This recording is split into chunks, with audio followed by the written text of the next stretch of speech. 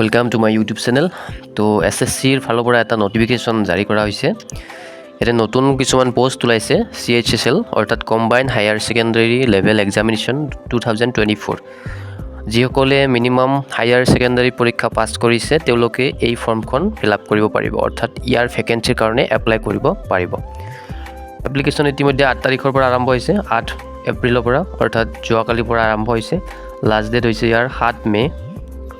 তো আপোনালোকে সোনকালে কি এপ্লাই কৰক কাৰণ পিছলৈ কি হয় ওয়েবসাইটবিলাক স্লো হৈ যায়। যেটো প্ৰিলিমছ এক্সাম হেতু হ'ব জুন জুলাই আৰু যেটো মেইনছ এক্সাম হেতু পাছলৈ আপডেট দিয়া হ'ব, ঠিক আছে। তো জুন জুলাইত প্ৰিলিমছ এক্সাম হ'ব।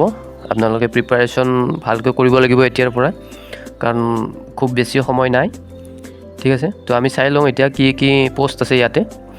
তো ইয়াত আছে LDC অৰ্থাৎ lower division clerk JSA junior secretariat assistant pay লেভেলৰ জব হয় এই দুটা, ঠিক আছে। তাৰ পিছত আছে data entry operator pay level 4, data entry operator grade A pay level 4। এই দুটা ভাল পোষ্ট, খুব ধুনীয়া স্যালাৰি পাব আপোনালোকে।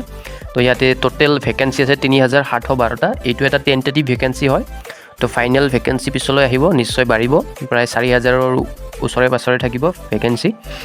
তো বয়স 2024 আগষ্টৰ 1 তাৰিখ মতে গণনা কৰা হ'ব। বয়স হৈছে 18 পৰা 27 বছৰ হ'ব লাগিব। ইয়াতে কেটেগৰি ওয়াইজ ৰিলেক্সেশন দিয়া আছে, তেনেকৈ SC STৰ বাবে 5 বছৰৰ ৰিলেক্সেশন, OBCৰ বাবে 3 বছৰ, PWD আৰু ৰিজাৰ্ভৰ কাৰণে 10 বছৰ। তো এইখিনি দিয়া আছে, আপোনালোকে নোটিফিকেশ্যনটো চাই ল'ব।